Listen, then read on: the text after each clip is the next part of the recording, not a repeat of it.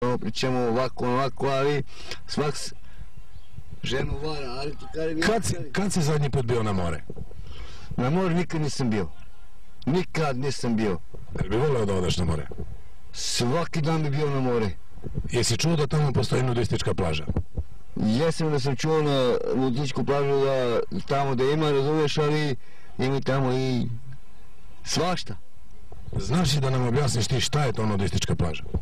Nudistička plaža kad se čovjek i muž i žena, razumiješ, i čerka i majka, i tatko i sin, kad se skinu goli pred majku i pred čerku i pred sina i pred snajku i pred unuku da se skinu goli odloženu majku, razumiješ, kao da su to jedna porodica, razumiješ, kao da muž i žena da postoji, razumiješ, majka i čerka i tatko i sin i tatko i čerka i razumiješ i tatko i... Kako bi se ti osjećao kad bi otišao na nudističku plažu? Pa lepo fino bi se osjećao, razumiješ, lepo fino.